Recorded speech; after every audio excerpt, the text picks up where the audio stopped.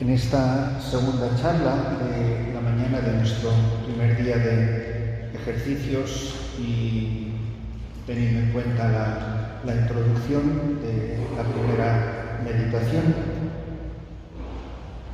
entramos ya de lleno en lo que es la materia de los ejercicios espirituales, que no tienen otra finalidad que ayudarnos a renovar, a cambiar, a transformar la gracia que un día recibimos, el día de nuestro bautismo, y que para nosotros, en nuestra amistad con las personas divinas, se concreta, pasa a través del sacramento del orden. Es nuestro modo concreto de vivir la gracia del bautismo. Otras personas dentro del cuerpo místico de la Iglesia están llamados a vivirlo de otra manera. Pero la gracia bautismal se concreta en esta configuración con Jesucristo, cabeza, sacerdote, pastor y esposo de la Iglesia, y por tanto nos da una fisionomía nueva de vivir nuestra identidad bautismal. Si hay una cita bíblica, unas palabras de la Escritura que pueden marcar profundamente todo lo que vamos a escuchar en estos días y renovar en estos días, y digo bien renovar porque son cosas que no las escuchan ustedes nuevas por primera vez, sino que se vuelven a hacer nuevas, cosas que todos de sobra sabemos, gracias a Dios. Son las palabras del comienzo de la carta a los Efesios, capítulo 1, versículo 4, que les invito a los que tengan el texto bíblico, pues si lo quieren repasar. Son palabras impresionantes, en diferentes versiones lo dirá con diferentes matices. Efesios 1:4. Vamos a pedirle la luz a Dios para que estas palabras calen hondo y marquen a fuego todo lo que vayamos a vivir en estos días y en adelante.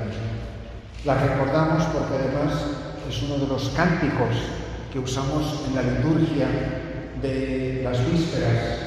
Aparece con frecuencia el cántico de Efesios. Dios Padre, antes de la creación del mundo, nos eligió en Cristo para que fuéramos santos e irreprochables ante Él por el amor. El apóstol no está escribiendo a seminaristas ni a sacerdotes, está escribiendo a la Iglesia. Esto es para todos los llamados, para todos los consagrados, para todos los enviados. La triple dimensión que dimana del bautismo: llamados, consagrados, enviados. Es decir, todo lo que ha ocurrido, mi misma existencia, es y existe en el pensamiento de Dios desde toda la eternidad. Vayamos simplemente desmenuzando las palabras. Dios Padre es su iniciativa. El Hijo, por definición, no tiene iniciativa ninguna. Precisamente lo que define su identidad es la no iniciativa. Yo no hago nada por mi cuenta, dice Jesús. Solo hago lo que veo hacer al Padre. Entonces, yo existo desde toda la eternidad en el pensamiento de Dios, en el plan de Dios. Dios Padre, antes de la creación del mundo, antes de que volara un pajarito por los aires, antes de que hubiera montañas, valles, ríos y océanos, antes de que hubiera una estrella, antes de, si es que es verdad que existió el Big Bang, antes de la creación, Dios Padre nos eligió. Yo no soy un error, yo no soy un ser que vino aquí al azar por la iniciativa de un hombre y una mujer. Yo existo desde siempre en la mente y en el pensamiento de Dios, en el plan de Dios. Uno puede creer o no creer a la Escritura, pero lo que nadie puede es discutir conmigo, que discutan con la palabra de Dios. Dios Padre, antes de la creación del mundo, antes de que volara un pajarito por los aires, nos eligió en Cristo. Es decir, yo no es que he nacido y he decidido seguir a Cristo, como dice la canción. No. O sea, yo fui creado, fui pensado desde toda la eternidad para Jesucristo. Dios Padre, antes de la creación del mundo, nos eligió en Cristo para que fuéramos santos e irreprochables ante Él por el amor. Yo existo en, para, pongan todas las preposiciones que quieran, por Cristo, con Él y en Él. Existo solo en relación a Jesucristo. De tal manera que mi vida solo tiene sentido en relación a Jesucristo. Que yo soy en la medida en que soy con Él y para Él. Y que cada paso que doy que me aleja de Jesús me desvive, me deshace, me desintegra. Mi vida pierde el rumbo y el sentido. Deja de tener razón de ser. Que yo solamente existo porque existe Él. En otras palabras, no es que yo he nacido y Dios me ama. Es que si no me amara, ni siquiera existiría. Es decir, nosotros somos capaces, desgraciadamente, de separar, pensar y amar. Pero Dios no. El pensamiento de Dios es simplemente el ejercicio de su identidad. Y Dios es amor. Dios no puede hacer que no sea por amor, porque no puede hacer sin ser expresión de su ser. Yo puedo pensar en alguno de ustedes y no precisamente con amor, pero Dios no. Cuando me elige, cuando piensa en mí porque me ama, y me ama a la existencia, al ser y a la vida. Es decir, yo soy un reflejo de la identidad de Dios, que es amor. Dios que me ama, que me ha amado al ser y a la existencia, me sostiene en esta experiencia de amor. Y pobres de nosotros, como esto no sea verdad. Por eso, de lo que se trata en el caso de un grupo de sacerdotes es que renovemos esta conciencia de quién somos. O a ver si es que estas son palabras bonitas que son como el cuento de Caperucita Roja, que está muy bien contado, pero no se lo cree nadie, porque es un cuento.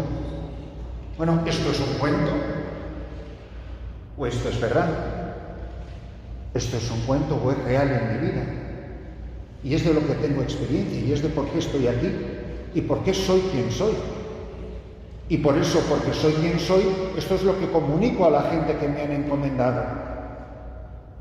La conciencia de quién soy. Pero es que las personas que tengo delante mío también son personas. El problema es que esas gentes, quizá no han conocido el amor que Dios nos tiene, que Dios es y que nosotros somos y estamos llamados a ser. Entonces, Dios Padre, antes de la creación del mundo, nos eligió en Cristo para que fuéramos santos. Yo no nací para otra cosa. Es lo que dice Santa Teresa de Jesús: vuestra soy, para vos nací. ¿Qué mandáis hacer de mí? Vuestra soy tuya, yo te pertenezco. Para vos nací para ti. ¿Qué quieres de mí? Y esto es lo que vamos discerniendo al paso de los días y de los años en nuestra vida. Que yo nací para Jesucristo, que vivo para Jesucristo y que solo Él da sentido a mi vida. Porque este es el plan y el proyecto del Padre. Para que fuéramos santos e irreprochables por el amor. Recuerdan que no es lo mismo hacer cosas buenas que amar. Para que fuéramos santos e irreprochables ante Él por el amor. Esto es lo que da sentido a quien soy, a mi vocación, a mi identidad. Y esto es de lo que se trata de reavivar en estos días y a lo largo de nuestra vida. Pues es maravilloso volver a recordar esto. De tal manera que lo que hace el bautismo es introducirme en la vida divina. Los de rito oriental Yo he vivido 12 años en Etiopía, que es la segunda ortodoxia más grande del mundo después de Rusia. Ellos hablan de la divinización, nosotros hablamos de la santificación. A fin de cuentas es decir lo mismo, obviamente. Es participar del ser de la vida de Dios. Y esto es lo que pasa en el bautismo. Somos injertados, insertados, que en Él vivimos, nos movemos y existimos, dice la palabra. Es decir, he quedado sumergido, empapado en el misterio de Dios el día de mi bautismo. ¿Y cuántos bautizos no hemos celebrado nosotros? Y qué maravilla si no se nos olvidara nunca lo que estamos transmitiendo a ese niño o a esa persona que estamos administrando este bautismo, este sacramento impresionante. La divinización de una persona que queda inserta en el misterio de Dios. Entonces, la vida cristiana adulta, si los que estamos aquí tenemos una vida cristiana adulta, la vida cristiana adulta consiste en una relación adulta con cada una de las personas divinas. Es decir, que tengo un trato adulto con el Padre, con el Hijo y con el Espíritu Santo. Eso es lo que vamos a estar viendo ahora, durante esta primera parte de los ejercicios. ¿Cómo es mi relación con cada una de estas personas divinas? Tú le puedes preguntar a una persona, oye, ¿y cómo te llevas con tu papá? No, si no tengo. Ah, ¿se murió tu papá? Y dice, no, pero nos dejó a la familia, se marchó cuando éramos chiquitos. Esas cosas pasan, lamentablemente. ¿Tu padre está vivo? Sí, pero es como si no tuviera padre. Y yo puedo vivir en el sacerdocio como si no tuviera padre. No quiere decir que niegue la existencia del Padre, no quiere decir que cuando me santigüe no diga la palabra Padre, o que haya renunciado a rezar el Padre Nuestro. Pero quiere decir que no tengo trato con Él, que no le conozco. Y podemos vivir la vida cristiana como si no tuviéramos Padre. Pues que revisemos si vamos creciendo en esta relación filial con el Padre. Recordad, en la introducción hablábamos probablemente de la persona de Jesucristo, que es el centro de la vida nuestra sacerdotal, pero obviamente como cristianos, mucho más como sacerdotes, que tengamos experiencia adulta de la paternidad de Dios. La palabra infantil viene de dos palabras en latín, que significa sin, y effatus, que significa palabra. ¿Qué es un infante? ¿Qué es ser infantil? Uno que no sabe hablar.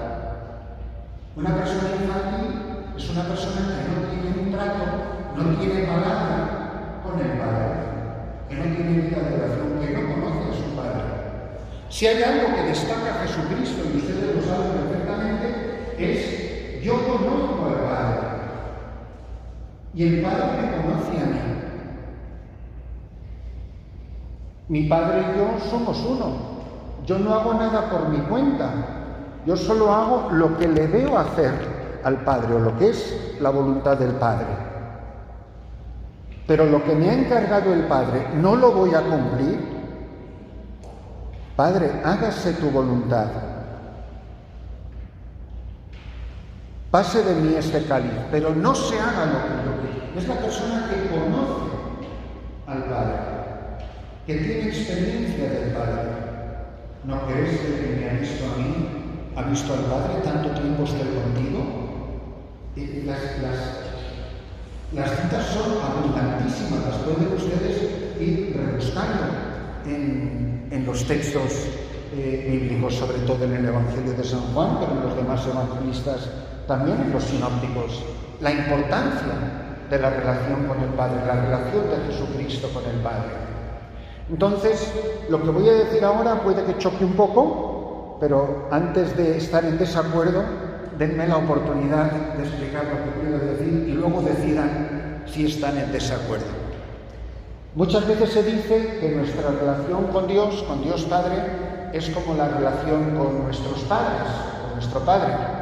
Y yo creo que es literalmente al revés, que la relación con el Padre es exactamente, diametralmente opuesta a la relación con nuestros padres. Y ahora explico qué quiero decir. En el orden natural, cuando un niño nace,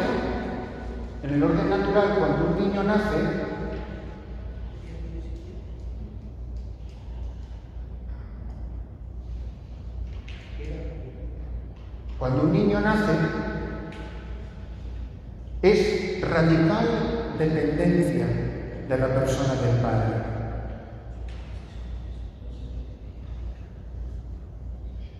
Es decir, depende. La palabra depender viene del latín pendere. Este aparato está colgando en el techo, está pendere. Es lo que nos sujeta. Cuando un niño nace es total dependencia.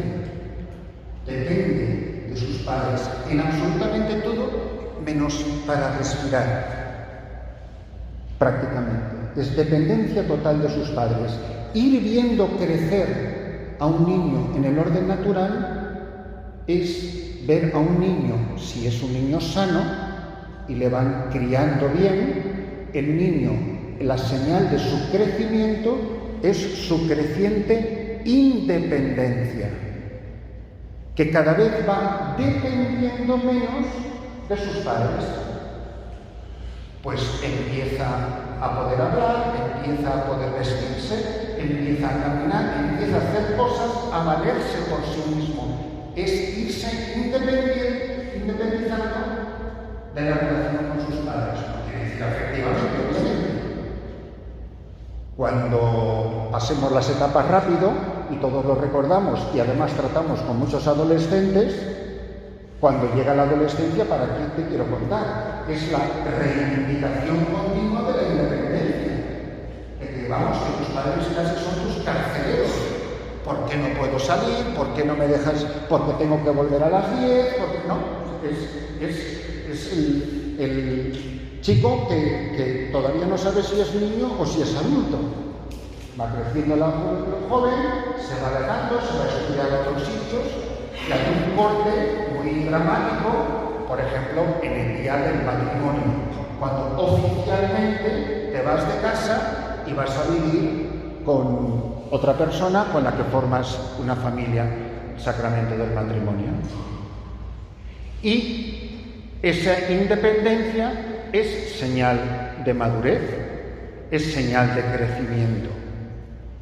El ciclo es tal que a veces cuando los padres se hacen viejecitos, acaban viviendo con el hijo. Y acaban los padres dependiendo de los hijos, ¿no? Cuando nuestros padres se hacen muy mayores. Ese es el ciclo de la vida. Pero ¿qué nos pasa en la relación con el Padre? Que es todo lo contrario. Cuando un niño recién bautizado es bautizado, ¿es hijo de Dios? Por supuesto. Solo que no tiene ni idea. No sabe quién es su padre. Ir creciendo en la vida espiritual, ir creciendo en la vida cristiana, es irse haciendo cada vez más dependiente de Dios Padre.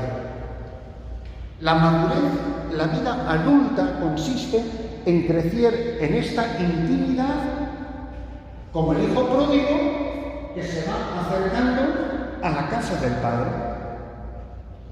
Es lo que hace el pecado, me aliena de la paternidad de Dios. Esa maniera que se esconden de Dios. Se quieren hacer independientes y hacerse como Dios. Ese es el gran peligro. Y para nosotros es importantísimo caer en la cuenta de que es fundamental ir creciendo en esta dependencia del Padre. Ir creciendo en esta amistad con Él. En irle conociendo cada vez más. Y aquí, pues una pregunta muy sencilla.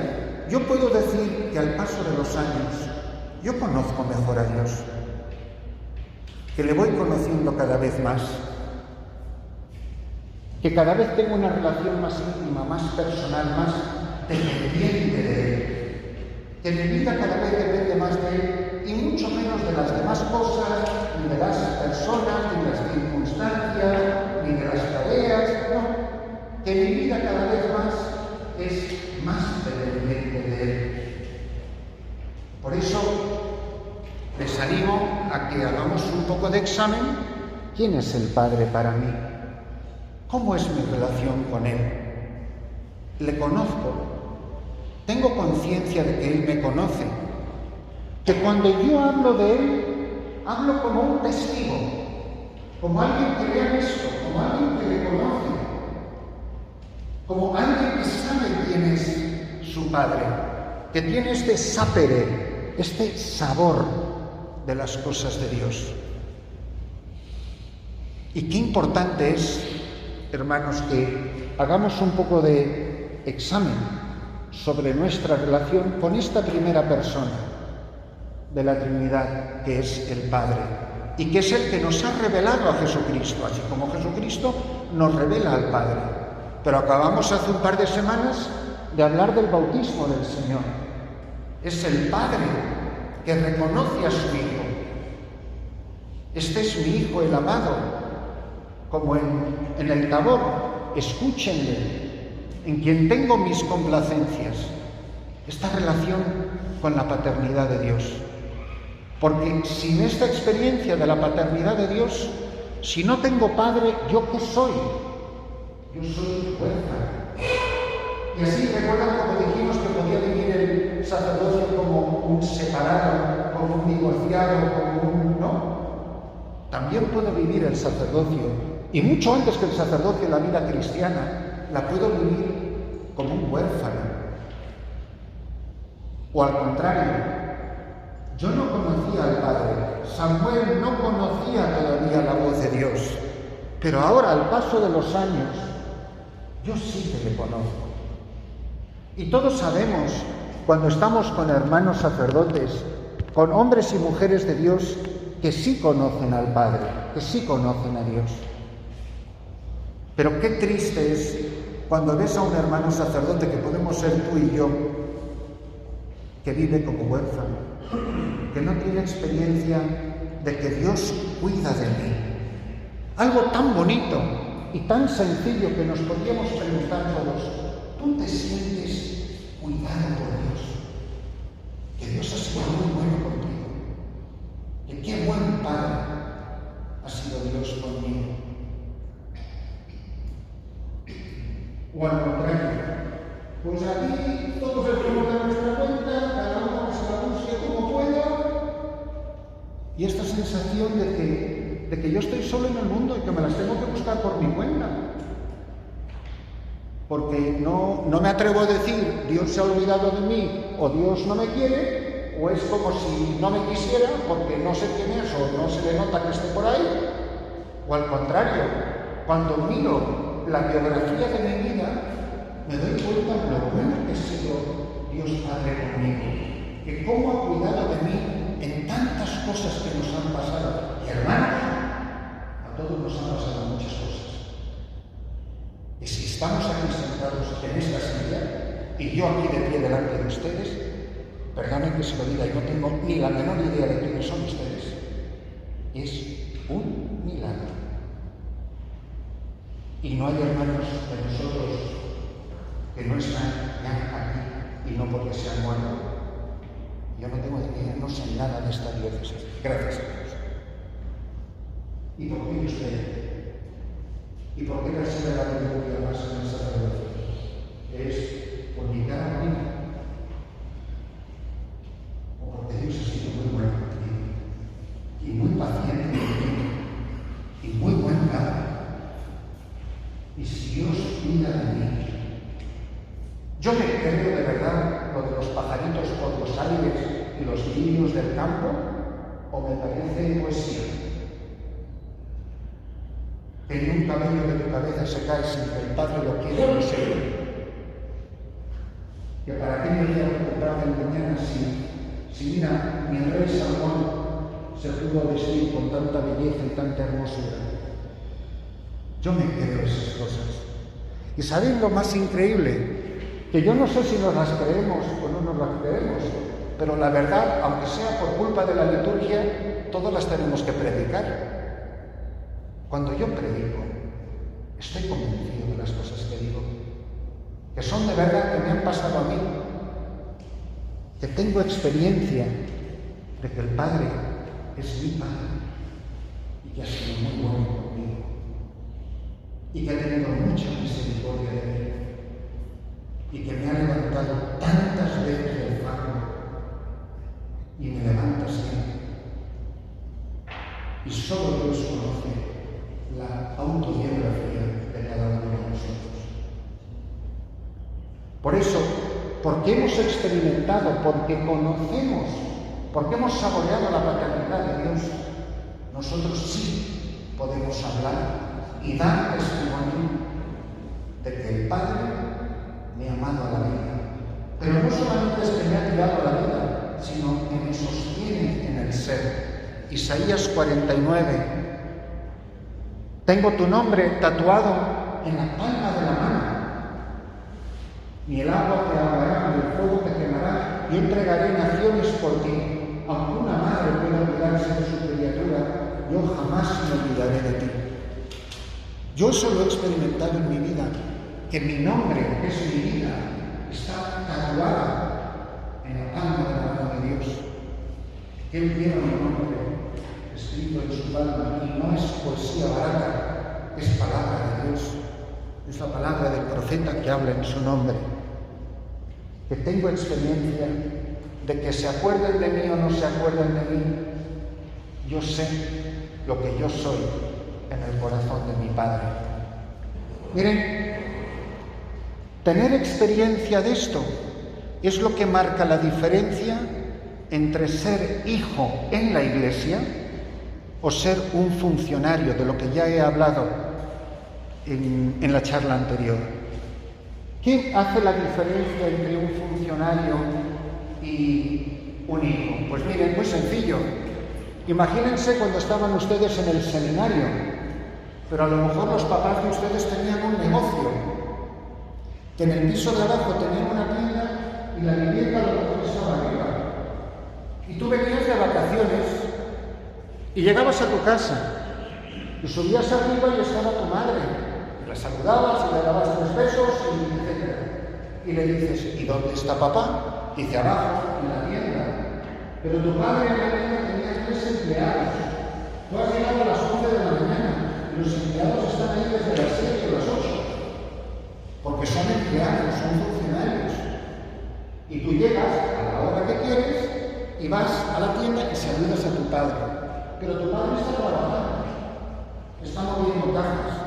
Y los empleados están trabajando con él, porque el día 30 de cada mes les van a pagar.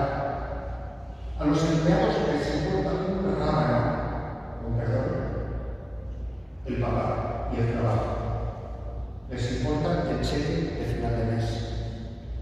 Y tú llegas y tu padre está trabajando, te pones a trabajar con él. Y le estás ayudando porque quieres estar con tu padre. ¿Cuál es el motivo del trabajo? Que te van a pagar y no te van a pagar. Mi papá es el dueño. Yo estoy trabajando para estar con mi padre. Los obreros llevan ahí muchas más horas que yo. Ellos no están trabajando porque adoran a mi papá y le quieren mucho. Son funcionarios. Hacen la misma tarea. Han movido las mismas cajas. Pero se pueden mover las cajas como funcionario o como hijo. Y yo, ¿como qué estoy en la iglesia? ¿Cómo qué estoy yo realizando la tarea? Porque miren, la tarea es la misma. Celebrar las misas, atender a la gente, celebrar los bautismos, predicar, ir a los enfermos, lo que sea. Pero ¿quién la está haciendo? ¿Alguien que disfruta siendo hijo? ¿O alguien que simplemente realiza una tarea, por noble que sea? Y miren que la materialidad de la tarea puede ser la misma. Al final la diferencia es interior en cada uno de nosotros.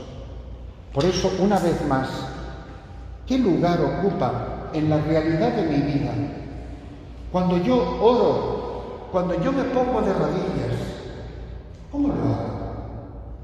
Lo hago de verdad como hijo, como quien está a gusto con su padre, como quien disfruta la compañía, y la tarea es simplemente una excusa para estar con mi padre, que compartimos una tarea que podemos hacer. Miren, yo no sé cuál sería la definición que ustedes le quieren dar a la palabra ternura.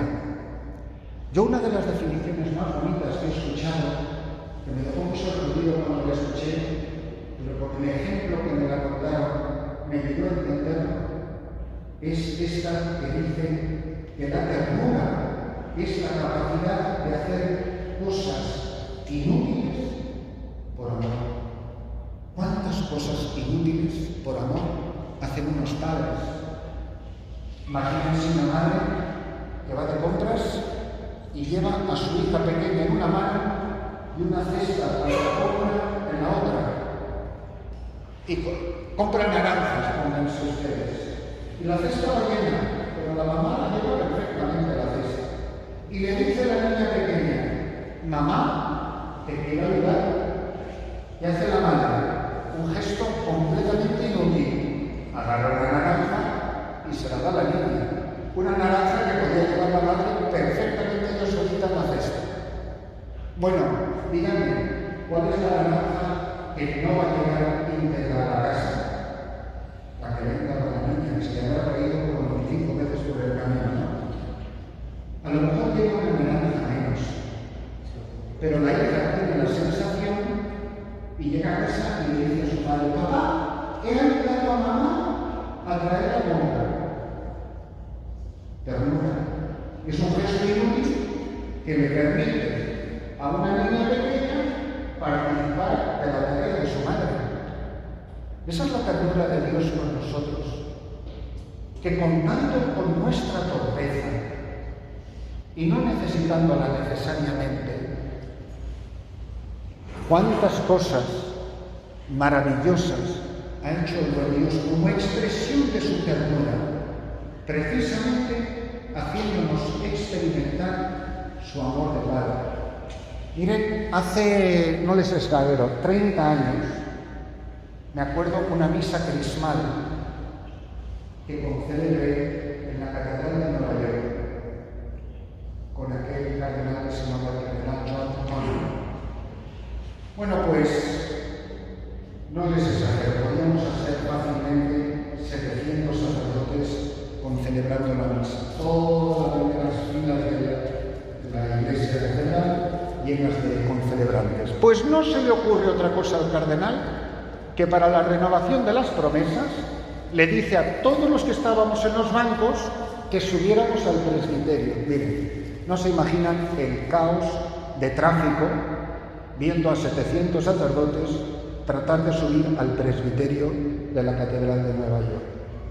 No, si no tardamos 20 minutos, tardamos media hora en subir, hasta que nos acomodamos todos. Total, para que nos hicieran las 3 preguntas de todos los años. Y cuando estábamos todos detrás del cardenal, el cardenal se da la vuelta, mira a la gente y hace este gesto. Hace así. Le dice a la gente: si ustedes fueran Jesucristo y quisieran salvar Nueva York, se da la vuelta y hace así con el dedo. Dice: ¿ustedes hubieran elegido a estos hombres? Porque para salvar esas dioses, ustedes son los que yo escojo. Si ustedes fueran Jesucristo, tuvieras escogido a este. Estos son los que hubieras elegido aquí en 2024 para salvar esta diócesis. Ustedes son los que yo escojo. Estos son los hombres que yo escojo. Por supuesto que con la ayuda de muchos otros agentes de pastoral, pero no hace falta que les diga lo evidente de lo que es un sacerdote. Ustedes son los que el Padre ha escogido. Y es en esa oración sacerdotal del capítulo 17 de San Juan, hermanos, estamos nosotros todos. Padre, por ellos me consagro. Padre, que todos sean uno. Padre, líbrales del mundo. No te pido que los saques del mundo, que están en el mundo, pero no son del mundo. Qué lectura más maravillosa, si vamos a tener ratos largos, gracias a Dios, de oración estos días, leer el capítulo 17, la oración sacerdotal de Jesucristo. Una oración dirigida al Padre por todos nosotros, con nosotros en su mente y en su corazón. Y esta confianza radical de quien ha firmado un cheque en blanco a Dios, que fue lo que hicimos el día de nuestra ordenación, firmar un cheque en blanco. Y lo sabemos bien, hermanos. Dime una cosa, ¿cuánto de lo que te ha pasado hasta el día de hoy en tu vida sacerdotal te lo podrías tú siquiera imaginar el día de tu ordenación? Señor obispo, ¿estaría pensando en ser obispo el día de su ordenación sacerdotal? ¿Qué sabíamos de todo lo bueno y lo malo y lo del medio que nos han pasado a todos? Madre mía, si me hubieran dicho a mí, menos mal que no nos dijeron nada. Qué vértigo. Pero el Padre lo sabía y sabía quién había elegido. Y Dios no se equivoca. Lo que pasa es que en relación a la paternidad de Dios, yo creo que respecto a la paternidad de Dios hay tres clases de sacerdotes. Hay gente que viene al sacerdocio porque tiene vocación. Hay mucha gente que quizá vino al sacerdocio que no tenía vocación. Pero, tercero, hay gente que vino al sacerdocio, tenía vocación y perdió la vocación. Hermanos, no todo el que se fue porque no había sido llamado. Ahora, esa orfandad de la persona del Padre es la que está en la raíz de la llamada. Esta casa tiene buena pinta. Es muy probable que este auditorio esté aquí mañana. Pero si esto estuviera lleno de grietas y mañana está medio derrumbado, nadie diría que se derrumbó de repente, porque ninguna vocación se derrumba de repente. Nadie se levanta por la mañana y dice: soy el sacerdote más feliz del mundo, voy a dejar mi ministerio. No, eso se fue derrumbando poco a poco. Eso se fue cayendo a pedacitos. A veces se veían las grietas, a veces no se veían las grietas. Y a veces las grietas las llevamos todos por dentro y solo las conocemos nosotros, y yo no tengo ni idea de las grietas suyas ni de las mías. Pero un día falla esto, otro día falla lo otro, y eso se va olvidando poco a poco. El día que le dicen al señor obispo que ahí le tengo la parroquia, eso no se cayó de repente. Eso se fue cayendo poco a poco. Y les digo que si estamos aquí hoy con todas nuestras grietas, es un milagro. Y esas grietas tienen remedio. Porque quien dijo mi nombre no ha dejado de decirlo, aunque yo lleve una temporada sin escuchar. Y el Padre es el que llama por su palabra, que es su Hijo, llama por el Verbo, pero el que llama es el Padre. Padre, por ellos, los que tú me has dado. O sea, es que ni siquiera me ha elegido Jesucristo, a ti me ha elegido el Padre para Jesucristo, para su Hijo. ¿Quién es el que da el banquete de bodas? El Padre lo da para su Hijo. El reino de los cielos se parece a un banquete de bodas, ¿no es así? De un rey que quería dar un banquete para su hijo. El que da el banquete, el que manda a los servidores a invitar al banquete, ¿quién es? El Padre. Nosotros hemos sido invitados al banquete del Hijo, pero el que ha llamado es el Padre. Entonces, que no demos por supuesto a la persona del Padre. El cardenal Ratzinger contaba una anécdota muy bonita. Yo tuve el privilegio de estar en la Catedral de San Juan de Letrán cuando se presentó el Catecismo de la Iglesia Católica en el año 92, creo que fue, en la Catedral del Papa, en San Juan de Letrán. Estaban todo tipo de cardenales ahí, todos los más teológicos, cada uno pues hablando de lo más sutil y teológico, que nadie entendía nada. Y el último que habló, pero nadie entendía nada de nada. Todo el mundo lo que quería, yo creo, era como impresionar al cardenal Ratzinger, que era el prefecto de la fe. Y el último que habló fue el cardenal Ratzinger. El único al que se le entendió. ¿Por qué? Porque dijo cosas muy sencillas. Estaba presentando el catecismo. Fíjense qué cosa tan bonita le contó él.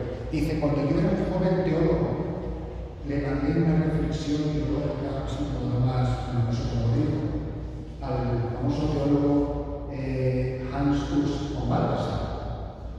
Dice, y él me contestó con una postal, nada de gran escrito de nada, y me ponía esta frase: querido padre Ratzinger, solo recuerde que la fe no se presupone, la fe se propone. Entonces eso lo decía en el contexto de que se estaba presentando el catecismo de la Iglesia Católica, donde no presuponemos la fe de la gente, sino que tenemos que proponerle la fe a la gente, y ahí está el catecismo. Qué cosa tan sencilla. Es decir, esta es la tarea que se nos ha dado. Es proponer a otros lo que nosotros hemos recibido, la transmisión. Pero yo no voy a transmitir el catecismo gordo o finito de niños, de adolescentes y de viejas. Que yo lo que tengo que transmitir cada día, sobre todo por el ministerio de la palabra, es de que estoy transmitiendo, comunicando la experiencia que tengo de la paternidad de Dios. De que Dios es mi Padre como lo es tuyo. Y ayudar a los demás a descubrir, incluso en las zonas más oscuras de la vida de la gente, y miren que la gente tiene problemas y sufrimientos, que sepan descubrir que aunque pueda parecer que Jesús, que Dios va dormido en la barca de la historia, aunque pueda parecer que Dios se ha dormido en la barca de la iglesia, o en la barca de tu vida, o en la barca de la vida de ellos, o en la barca de tu parroquia, que no nos ha abandonado Dios, que no está más allá de los hombres desentendido de lo que me pasa en mi vida y yo me las tengo que buscar por mi cuenta, porque a ti no me va a ayudar nadie. No, que yo creo de verdad que tú me amas y eres tu padre y cuidas de mí. Y si tú cuidas de mí, ¿qué me va a faltar? Es verdad que pasaré por valles de tinieblas, es verdad que la casa construida sobre roca la va a azotar el viento y la lluvia, igualito que la que está construida sobre arena. La diferencia no se va a ver la lluvia y el viento. La diferencia es que cuando venga, que vaya para el uno y para el otro, no se cae. La única casa que no se cae, la única vida que no se derrumba, hermanos, es la que está edificada sobre el cuidado de Dios Padre. Que toda mi vida está en tus manos. Recordarán que hace un momento les he puesto la expresión, he dicho lo de filmar un cheque en blanco. Hace muchos años en otra misión recuerdo que tuve a 3 jóvenes que venían supuestamente a ayudarme. Eran 3 perfectos desastres. 3 españolitos que habían venido a ayudarme. Qué pobrecitos, madre mía, qué perdidos estaban esos. Pero bueno, yo les propuse a ellos, a los 3, que hiciéramos una noche de adoración, que íbamos a exponer el Santísimo, les di una charlita por la noche, y como éramos 4, nos íbamos a repartir la noche entre 4, haciendo turnos de adoración. Y les dije, yo no sé de dónde me salió, lo que les acabo de decir a ustedes, que a Dios hay que firmarle un cheque blanco. Bueno, pues cuando voy por fin por la mañana, amaneciendo, después de rezar laudes, a dar la bendición con la custodia, me pongo el alba, la estola, levanto la custodia y me quedo con los ojos como platos, porque veo que alguien me ha puesto un folio, un papel, una hoja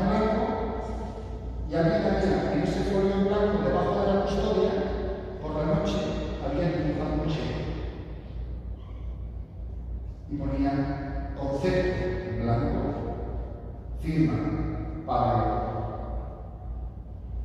Dije, oye, era una metáfora, no tenías que firmar. Bueno, yo pensé que si lo hacía así, y en el resumo de la historia, semejante desastre se fue al seminario y hoy es misionero en Costa Rica. Dios te toma la palabra, Dios nos toma la palabra. Pero yo me atrevo a dejar todas esas ataduras y fiarme de Dios que es mi Padre. Abandonar mi vida en manos de Dios que es mi Padre. San Juan de la Cruz, hablando de la vida espiritual, pone el ejemplo del águila.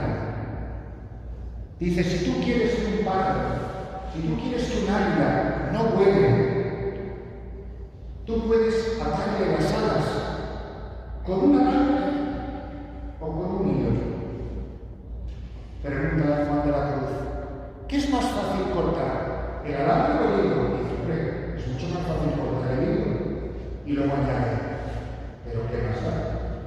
Mientras no lo cortes, el pájaro no va a volar. Miren, a lo mejor para entrar en el seminario, a lo mejor en nuestra vida hemos cortado mucho alambre de muchos apegos, de mucho pecado, de muchas cosas malas, para entrar en un seminario, o después para vivir el sacerdocio mejor. Pero ¿de qué me sirve cortar todos esos alambres si no voy a cortar los 3 hilos que me faltan? También el presbiterio se puede dividir en 2 grupos de personas, los que tienen ideales y los que tienen ambiciones. ¿Y yo qué tengo en el corazón? Yo cuando salí del seminario salí con el corazón lleno de ideales o lleno de ambiciones. Y si salí con ideales, pero se me han ido convirtiendo en ambiciones, ¿qué es lo que me ha pasado por el camino?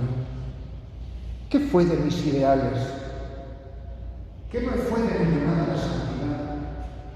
¿Qué fue de mi deseo de dar lo mejor de mí, de ir a donde me mandaran? No creo que sea muy común para un recién ordenado rechistarle, claro que vivimos tiempos que a lo mejor me tengo que tragar las palabras que voy a decir, pero supongo que nadie lo conoce aquí en esta diócesis mejor que el señor obispo. Cuando uno sale del seminario, tampoco se puede discutir mucho con el obispo a dónde le van a mandar a uno, ¿no? Padre, ¿va usted a la parroquia de Catarí? Sí, señor. Pero espérate que pase 20 años, que al final acabo diciendo que voy a tu día. Oye, ¿qué pasó con lo de ese señor? ¿Qué pasó con lo de los ideales? Entonces, yo creo, hermanos, que a lo mejor también en estos días es maravilloso que nos paremos a pensar, si mi vida de verdad ya no le quedan hilos y soy libre para volar, si yo de verdad creo que a mí vivir abandonado en la providencia de Dios, que es mi Padre, que cuida de mí, no me tengo que preocupar de nada, que no tengo escaleritas que escalar ni escalafones a los que ascender, que yo ya encontré el tesoro que buscaba. Porque ¿sabe lo que dice del presbítero que tiene secretas ambiciones en el corazón?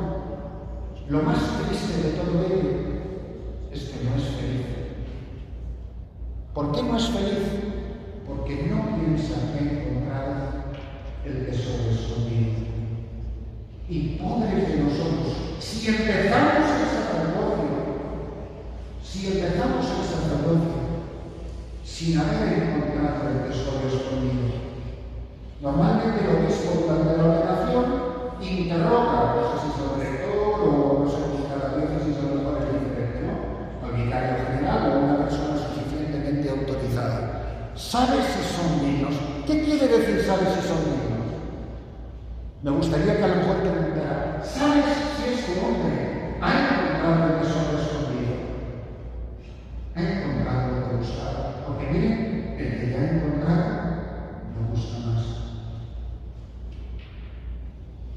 Yo he encontrado la verdad en tesoro escondido, porque no hay cosa más peligrosa que un sacerdote insatisfecho, que un sacerdote desasosegado, que un sacerdote de mal humor, un sacerdote inquieto, porque va a seguir buscando lo que quiere encontrar porque no lo ha encontrado. Miren, todos hemos ido de viaje, todos hemos parado en algún Oxxo y todos hemos comprado un refresco y unas palitas.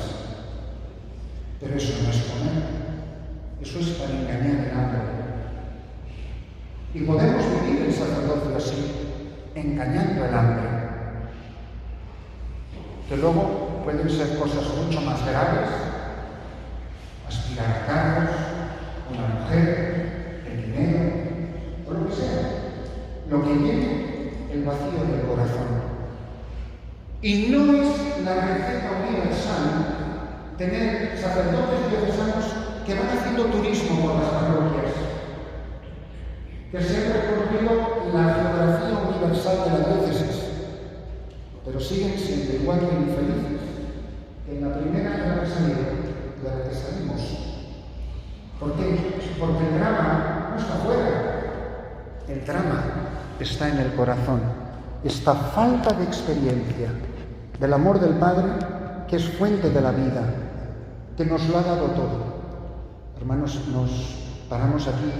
Obviamente sería tanto más lo que compartir, pero les invito a que en estos días siquiera pensemos un poco: ¿quién eres tú? Que eres mi Padre. Y si te conozco, yo te quiero conocer muchísimo más, porque miren, es imposible amar a quien no se conoce, pero es imposible conocerle y no amarle. Que yo conozca, que yo saboree, que yo vea a Dios Padre en acción en mi vida. Por favor, hermanos, denle a Dios una oportunidad para que nos revele a todos cada vez más profundamente que Él es nuestro Padre.